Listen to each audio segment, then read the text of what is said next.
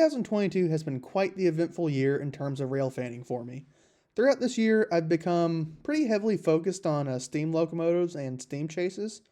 And actually, in a sense, I would say that I've become somewhat spoiled on seeing steam locomotives, just because I've seen so many this year alone. However, when I was scrolling through my uploads for this year, I realized I had some pretty notable non-steam and non-museum related catches. I'd actually completely forgotten about some of them just because I have been so busy seeing steam locomotives. It was really enjoyable going through and watching some of my older videos from the heritage units and the different Class 1 locomotives that I've caught throughout this year. Most of them came from the first 7 to 8 months of the year since I was in college, and I had a much more flexible schedule compared to having a full-time job now. But there's still been a few that I've caught in between work hours more recently. For this video, I have excluded all steam locomotives and all locomotives caught at museums or scenic railroads. So without further ado, these are my top 15 catches of 2022. Number 15, Union Pacific 2002 Salt Lake Winter Olympics paint. Coming in at number 15 is the UP 2002 Salt Lake Winter Olympics paint. I don't really have a ton to say about this one. Seeing a UP SD70M is always nice, and getting to see the 2002 as a foreign power catch was very cool as well. I actually missed it leading a CSX X200 train, but got lucky enough to see it trail the next day on Q352.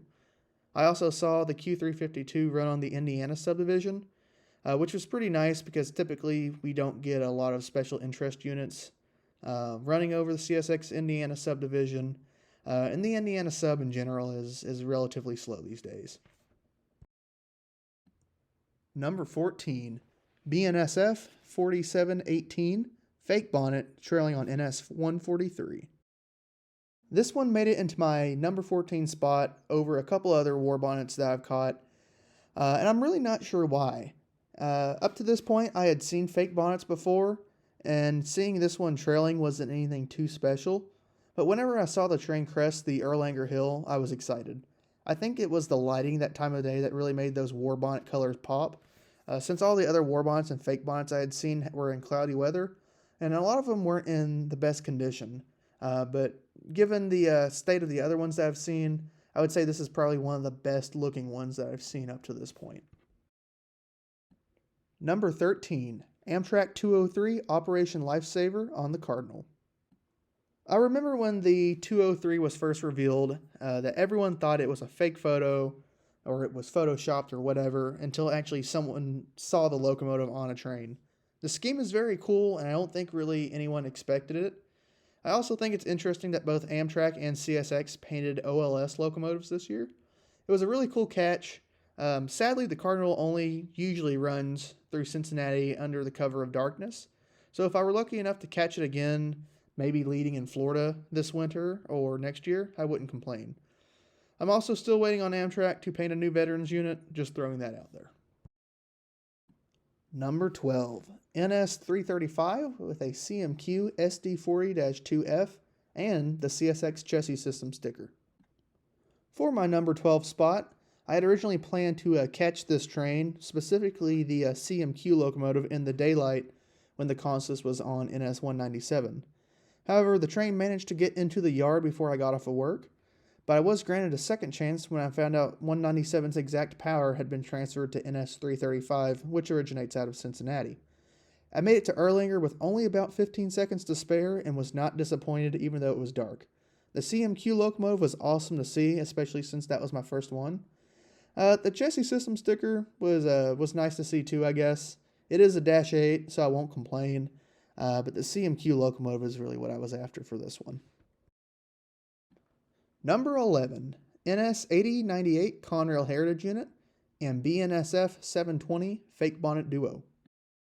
For the number 11 spot, we have the Norfolk Southern Conrail Heritage Unit and one of the BNSF Fake Bonnets. This was a pretty unexpected catch, and I almost didn't actually make it to the spot in time because I was sitting in my apartment doing other stuff. I just kept putting it off going out for it. It was an interesting duo, probably not the most exciting duo or catch that I've seen, but it was unplanned and unexpected, and I really think that kind of helped to make it a little more exciting. I also hadn't seen the Conrail Heritage Unit for a while, so seeing that actually on a train was always refreshing to see. Number 10, CSX 4568 Operation Lifesaver. I feel like some might be surprised that this is actually so low on my list. To be fair, I see why a lot of people like the locomotive. It's new, it's another specially painted locomotive from CSX, and there's a lot of people who think that it might be a gateway to eventual heritage units coming from CSX. Whatever the case may be, this locomotive is fine in my opinion. It's really not the best for me personally, but I did catch it on only its second revenue run at that point, which meant my video was one of the first ever of the locomotive, so that was really cool to have. I'm also glad I caught it while the paint was fresh because I don't see that white paint staying clean for very long unless CSX decides to frequently wash it and keep it clean for use in events. Number 9, ATSF 637, my first ever war bonnet. So this was a cool catch for sure. I was with my girlfriend at the time and we were on our way to go out to eat. I knew the war bonnet was coming, but I wasn't really sure when it would get into Cincinnati. It turns out it was sitting on the Norfolk Southern Vaughan connection, trailing on NS 143, and was waiting for traffic to clear up ahead of it so they could pull the train into Guest Street. I took a detour and got a photo of it trailing while stopped. There was also a guy in the trailing unit, which was the war bonnet, that looked like he was smiling at me, which I didn't notice until after I reviewed the footage later that day. So that was really interesting to see, and I point that out in my video. Even though the locomotive was worse for wear, so to speak, I was really glad I finally got to see a real war bonnet with the Santa Fe lettering still on it. Number 8, Canadian Pacific 7020 Army Temperate Regions paint. This was a last-minute decision to go out for. I knew the 7020 was leading an ethanol train, but unfortunately, this would be one of those that turned at Fostoria and headed south towards Columbus, Ohio. Myself and CRB Trains decided to take the time to head out to Columbus to catch the locomotive leading, and I've got to say I think it was well worth it in my opinion. I really like the Army paint schemes that Canadian Pacific has on their locomotives, and seeing this one was my second one that I've ever seen, and to this day this is still only the second of the 5 that I've seen. And especially leading, I think it was well worth the drive. Number 7, ATSF 642 War Bonnet and BNSF 1104 H1 Duo. When I heard about this particular duo coming into Cincinnati, I had to go out for it. At this point, I'd already seen a war bonnet and an H1 paint, but getting the chance to see a duo of these two locomotives together was really great. The lighting also turned out to be pretty good at the time, so it was a pretty cool catch. Overall, I think this war bonnet looked a little bit worse than the first one that I'd ever seen, but overall, with those two being a duo together, I really couldn't pass up the opportunity. I don't really have much else to say about the catch. It was 2 previous catches that I had seen put together, which made it better. Number 6, BNSF 9766 Executive Mac. The trend that I've noticed is that most rail fans would rather see a BNSF or ATSF war bonnet over an Executive Mac, and I kind of figured that would be the case for me as well. But when I found out that this Executive Mac was coming to Cincinnati as a DPU, I felt way more excited for this than I did a war bonnet. I will note that I prefer the scheme where the Executive Macs have the actual BNSF lettering on the sides, rather than just the road number. It's a small personal preference, but I wanted to point that out. I was really excited for this catch, and it really didn't disappoint when I finally saw it come around the curve in Hamilton, Ohio. And I would honestly rate this above a war bonnet for me personally.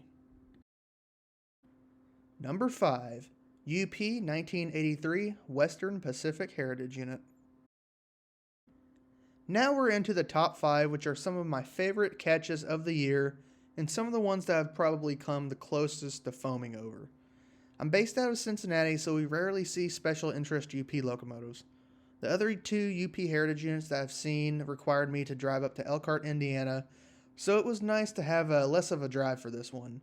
UP 1983 Western Pacific Heritage Unit managed to get put on NS 27K, which was an extra as-needed rack train running out of Alabama.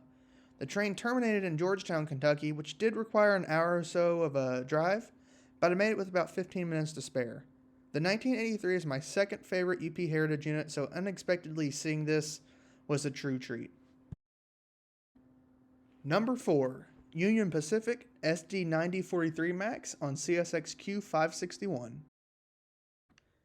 If you've been railfanning for a while, you know that the SD 90 Max or SD 9043 Max are slowly disappearing or being phased out. Having the opportunity to see these come through Cincinnati, even if dead in tow, was fantastic. It's a shame that these locomotives are slowly going away, but at least I can say I've seen a few before they're all gone. Even the ones on the INRD will be gone supposedly after 2022, so at least locally we're really running out of places to see these. Number 3. Canadian National 3115 BC Rail Heritage Unit. Trying to order these top 3 catches was incredibly difficult. Each one got me hyped to see the locomotive, and the anticipation while driving to go see them was pretty high. But for number 3, I picked BC Rail Heritage Unit number 3115, leading Q574 on the CSX's LCL subdivision. This sketch was great for a few reasons. This was my first CN painted Heritage Unit, although I did catch a real BC Rail painted CN barn last year. This was also my first time going to Eagles Cut on the LCL sub, which had some really breathtaking views in my opinion. I'd love to shoot something in the fall of 2023 here, and I also got to chase 3115 all the way into Cincinnati, and it was an overall fun experience and a relatively short drive. Number 2. NS 6920, honoring our veterans. When I say I was hyped to see this thing, I really mean it. I've wanted to see 6920 for a couple of years now and have never been lucky enough to actually see it come through Cincinnati or just anywhere. This May, I was on my way back north after visiting my mother in Florida and was about to start my week-long road trip to the eastern United States to chase some steam locomotives. I saw a report that 6920 was tied down on an industry spur visible from the road. The report was almost 24 hours old, so I kind of figured it would be gone, but I took the gamble and got off the interstate, and there it was.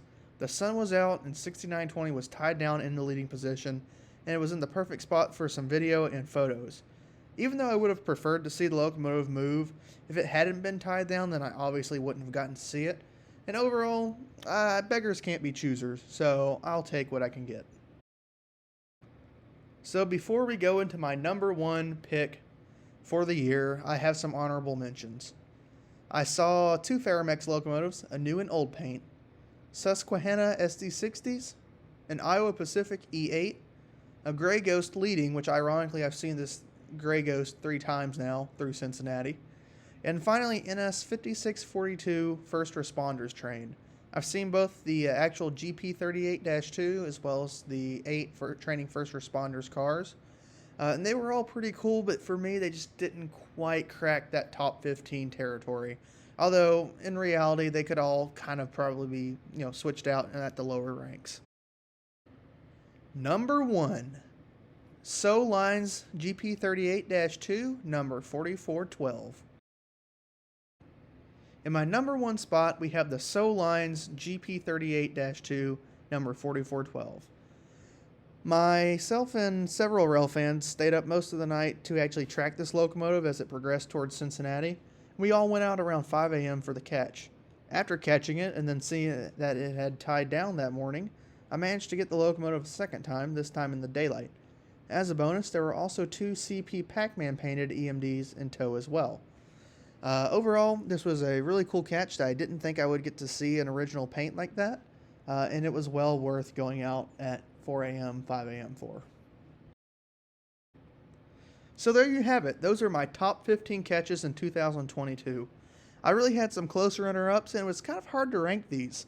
I've seen all the NS Heritage units as of last year, so I didn't really have that many Heritage catches to kind of muddle up and take a lot of spots in the rankings.